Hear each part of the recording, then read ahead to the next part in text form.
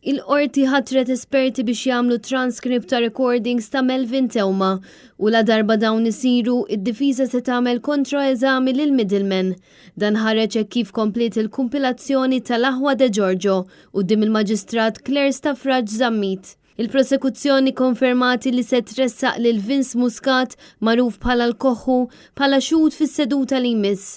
Vince Muscat wieġeb ħati tal-akkużi l-ġimgħa li għaddiet u ngħata sentenza ta' 15-il sena ħabs u ċeda wkoll id-dritt tiegħu li appella s-sentenza.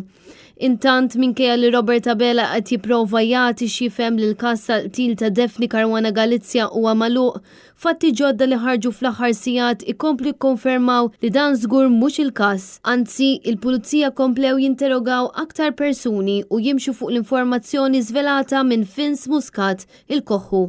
Fost dawk interrogati kien hemm l-eks Ministru Laburista Chris Cardona illi qatta aktar minn sija fid-depo fejn kien affaċċjat b'numru ta' domandi mill-investigaturi. Jidher li fl-istess waqt bdiet ukoll l-analiżi ta' tamir elettroniku li ġie velat fl-arresti tal-ġimgħat l-oħra, b'informazzjoni addizzjonali li taf titfadaw ġdid fuq il-qtil ta' Caruana Galizia. Apparti dan kollu hemm ukoll żviluppi ġodda marbuta mal-ex Chief of Staff ta' Joseph Muscat, Keith Kembri. Dan hekk kif issa ġiet konkluża l-inkjesta maġisterjali mitluba mill-ex kap tal-Partit Nazzjonalista Simon Busuttil fl-2017 brabta ma' allegazzjonijiet ta' ħassil ta' flus. Skont it-Times din l-inkjesta se tinsab għand l-Avukat tal-Istat għalkemm il-konklużjonijiet għadhom mhux pubbliċi.